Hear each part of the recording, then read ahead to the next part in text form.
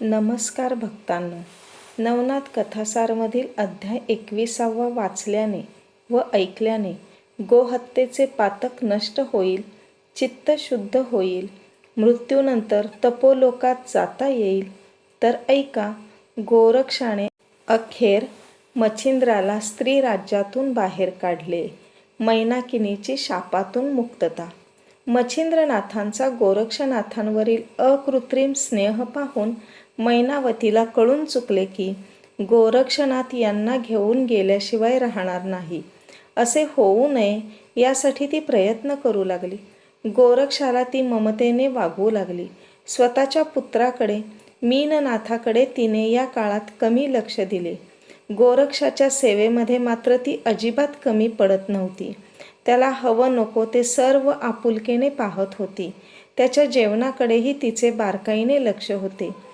ती आपल्या पुढं इतकं करत असल्याचं मात्र गोरक्षाला अजिबात आवडलं नाही. एकदा मैनावती जवळ नसल्याचे पाहून गोरक्ष मच्छिंद्रनाथांना म्हणाला, तुम्ही माझे गुरु आहात, योगाचार्य आहात. स्त्री राज्यात राहणे तुम्हाला शोभत नाही.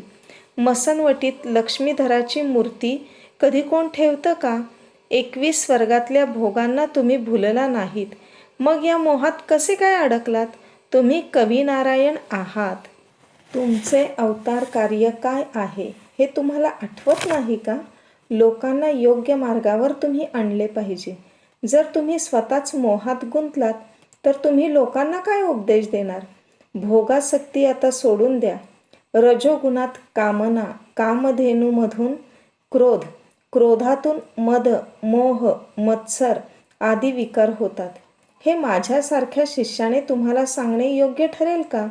आता मैनाकिनीचा व मीननाथाबाबतचा मोह पुरे झाला. माझा जीव येथे गुदमरतोय. मला हे पटत नसल्यामुळे तुम्हाला यातून बाहेर काढण्यासाठी मी येथे आलो. मोहाच्या पाशातून आता तरी दूर व्हा. तुमच्यासारख्याने मोहात अडकणे अजिबात योग्य नाही. गोरक्ष इतका स्पष्ट बोलला असल्यामुळे त्याला टाळणे मच्छिंद्राला शक्यच नव्हते. तो गोरक्षाला म्हणाला, तू आता जे बोललास त्यातील शब्दनशब्द खरा आहे. मी तुला वचन देतो की मी हा देश सोडून मोह पूर्ण बाजूला करून तुझ्याबरोबर येईन. तू अजिबात काळजी करू नकोस. अगदी निश्चिंत राहा. मच्छिंद्र इतक्या बोलण्यावरच केवळ थांबला नाही, तर गोरक्षाबरोबर येथून निघून जाण्याची त्याने शपथही घेतली. तेथून दोघे जण जेवणासाठी पाकशाळेत गेले. दोघांनी आनंदाने यथेच्छ जेवण केले.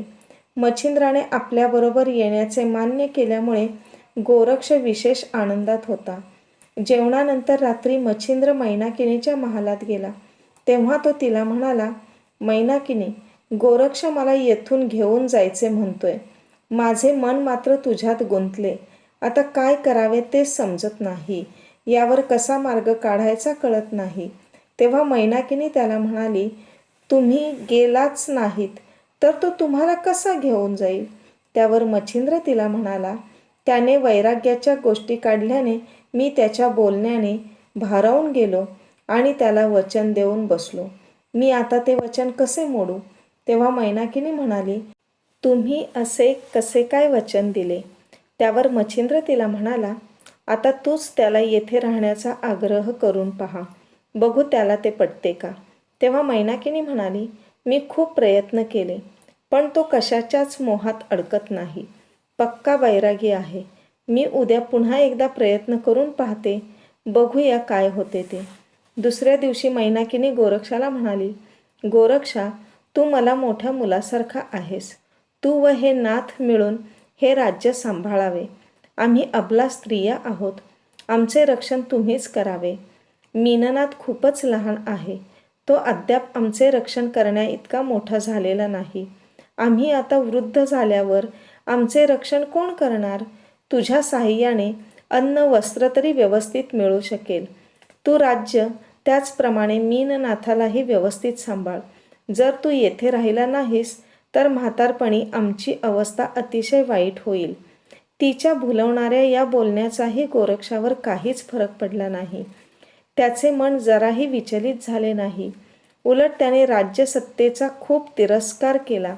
योगाचे ऐश्वर्य संपूर्ण जगात श्रेष्ठ असते. असे त्याने सांगितले.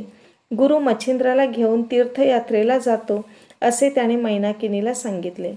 तेव्हा मात्र मैनाकिनीने त्याला खूपच आग्रह केला, म्हणून आणखी 6 महिने येथे राहून गुढीपाडव्याला कोणत्याही परिस्थितीत येथून बाहेर पडायचे असे त्याने ठरविले.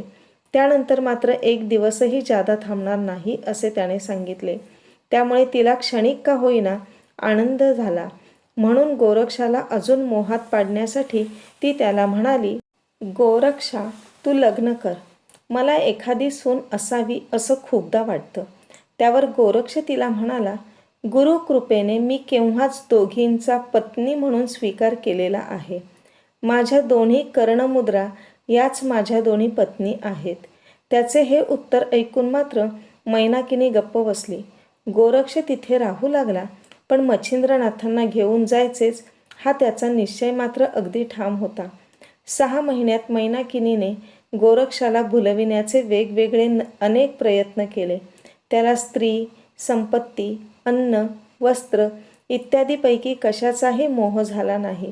एकदा मैनाकिनीने एका स्वरूपवान मुलीला सोंगट्या खेळण्यासाठी गोरक्षाकडे पाठविले. गोरक्ष चाणाक्ष होता. त्याने सोंगट्या खेळायला सहमती दर्शविली.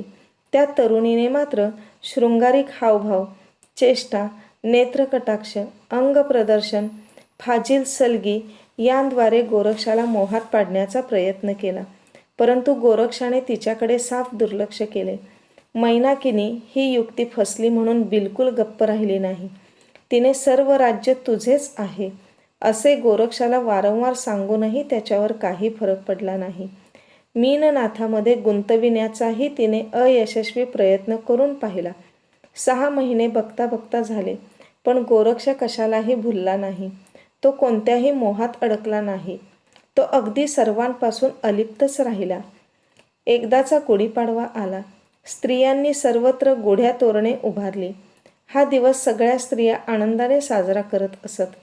आज राणी मैनाकिनी मात्र खूप दुःखी होती. मच्छिंद्रनाथांच्या इतक्या वर्षांच्या सहवासाला आजपासून ती मुकणार होती. मच्छिंद्राला तिने मोहात पाडण्यात यश मिळवले, पण ती गोरक्षाच्या गुरुभक्तीचा पराभव मात्र करू शकली नाही. अखेर त्याची गुरुभक्ती तिच्या प्रेमापेक्षाही श्रेष्ठ ठरली.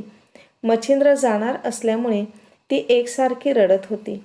ते पाहून तिच्या दासींनाही खूप वाईट वाटत होते. राजवैभव लाथाडून मच्छिंद्र भिक्षेकरी होणार, उन्हा पावसात दारोदार भीक मागणार, ही कल्पना तेथील स्त्रियांना मान्य होत नव्हती. म्हणून त्या सर्वजणी गोरक्षाला नावे ठेवत होत्या. शेवटी गोरक्षाने मच्छिंद्रासमोर कुबडी, शिंगी, फावडे, झोळी इत्यादी नाथपंथाची साधने ठेवली. त्याने मच्छिंद्राला वंदन करून त्यांना हा वेश धारण करण्यास व ही सामग्री घेऊन आता तेथून निघण्याची विनंती केली. तेव्हा मच्छिंद्राच्या शेजारीच मैनाकिनी होती. तिने जेवण करून जाण्याची त्याला विनंती केली. गोरक्षाने ती मान्य केली. गोरक्षाने मच्छिंद्रनाथांसह तेथे शेवटचे जेवण केले. जेवण झाल्यानंतर मैनाकिनी नाथांना म्हणाली, मीननाथाचे काय करायचे? त्यावर मच्छिंद्र म्हणाला, तू सांगशील तसेच होईल. तेव्हा मैनाकिनी म्हणाली, तुम्ही येथे होता म्हणून तो आजपर्यंत जगला. जर तुम्ही येथून गेलात तर मारुतीच्या भुभुकाराने तो मृत होईल. त्यामुळे तुम्ही त्याला तुमच्याबरोबर घेऊन जावे. मच्छिंद्राने त्या गोष्टीला होकार दिला. 3घे जण जेव्हा निघाले तेव्हा मैनाकिनीने परत हंबरडा फोडला. राजवाडा सोडताना गोरक्ष थोडासा पुढे गेला आहे हे पाहताच मैनाकिनीने गुपचूप त्याच्या नकळत मच्छिंद्रनाथांच्या झोळीत सोन्याची एक वीट टाकली. वाटेतल्या स्त्रियांच्या आक्रोशाने मच्छिंद्र विचलित होऊ नये यासाठी गोरक्ष त्वरेने निघाला होता. मैनाकिनी मच्छिंद्रनाथांचा हात ओढत मीननाथाला कुरवाळत त्यांच्या मागे गोरक्षनाथाला विनवण्याकरीत चालली होती. पण कठोर गोरक्षनाथावर त्याचा काही परिणाम होत नव्हता. येथे थांबल्यास मैनाकिनीचा शोक अजून वाढेल याची त्याला जाणीव होती. म्हणून तो मागे वळला. त्याने मैनाकिनीला नमस्कार केला. तो तिला म्हणाला, मच्छिंद्रनाथाला तू आजपर्यंत मोहात गुरफटून टाकले होते. आता तुझा कर्मभोग संपला आहे. येथे रडत बसू नकोस. तुला नेण्यासाठी उपरिचर वसू काही वेळातच विमान घेऊन येतील. तोपर्यंत स्वतःला सावर. गोरक्ष आपल्या गुरूंना या मोहजालातून त्वरेने चला असं सारखं म्हणत होता. एकदाचे मच्छिंद्रनाथाला व त्यांच्या पुत्राला स्त्री राज्यातून बाहेर काढण्यात त्याला यश मिळाले. गुढीपाडव्याच्या त्या दिवशी संपूर्ण स्त्री राज्य शोकमग्न होते. संसाराच्या मायेतून कोणाचीही सुटका सहजासहजी होत नसते. गोरक्षनाथाचा गुरु त्या मायेत सापडला. मारुतीच्या मैत्रीमुळे त्याच्या विरक्तीवर आसक्तीचा डाग पडला. गोरक्षनाथाने प्रयत्नांची पराकाष्ठा करून आपल्या गुरुला मायाजालातून बाहेर काढले. त्याचे धैर्य, वैराग्य, युक्ती, गुरुभक्ती याला तोडच नाही. आपल्या गुरुपेक्षाही तो सवाई ठरला. काठी आपण आपल्या हाताने धरतो, पण वेळप्रसंगी ती काठीच आपल्याला संकटातून वाचवते. असेच मच्छिंद्रनाथांच्या बाबतीत घडले. मच्छिंद्रनाथाने सर्व विद्या आपल्या शिष्याला गोरक्षनाथाला दिली. गुरुला मोहजालातून बाहेर काढण्यात गोरक्षनाथ यशस्वी ठरला. धन्य तो गोरक्ष. त्यालाच खऱ्या अर्थाने नाथपंथाचा पहिला रक्षणकर्ता म्हणता येईल. मच्छिंद्र स्त्री राज्यातून बाहेर पडताना मैनाकिनीची अवस्था शून्यवत झाली. तिचे मन उदास झाले. तिला आपले राज्य शून्य वाटू लागले. रडून रडून तिचे डोळे खूप सुजले. मच्छिंद्रनाथ नसल्याने त्यांच्या रिकाम्या आसनाकडे खिन्न मनाने पाहून ती सतत रडत होती. मच्छिंद्रनाथाने हाताळलेल्या सर्व वस्तूंना ती आपल्या हृदयाशी कवटाळत होती. मीननाथाचे दागिने, कपडे उराशी धरून हुंदके देत होती. अंगणात राजवाड्याच्या सर्व दालनात फिरून ती मोठमोठ्याने रडत होती. तिला कोणीही शांत करू शकत नव्हते. तिचा आक्रोश गगनाला भिडला. वर विमानातून जाणाऱ्या उपरिचर वसूने तो ऐकला. त्याने आपले विमान तसेच खाली वळविले. विमानातून खाली उतरून अंगणात रडत बसलेल्या मैनाकिनीजवळ तो गेला. तो तिला म्हणाला, अगं रडतेस कशाला? आज तर तुझ्यासाठी हा आनंदाचा दिवस आहे. मी दिलेल्या शापातून आज तुझी सुटका झाली आहे. तुला सिंहल द्वीपात परत न्यायला मी विमान घेऊन आलो आहे. चल, शोक आवर आणि पटकन तयार हो. तिला आश्चर्य वाटले. तिने उपरिचर वसूकडे पाहिले. तिचे हुंदके आपोआप कमी झाले. तिचे सांत्वन कसे करायचे हे क्षणभर त्या वसूला देखील समजले नाही. कारण एका अर्थाने आता तो तिचा सासरा होता. तो तिला घेऊन जायला आलेला होता. तिचा हात धरून वसूने तिला राजवाड्यात नेले. तिचे सांत्वन केले. जय अलख निरंजन.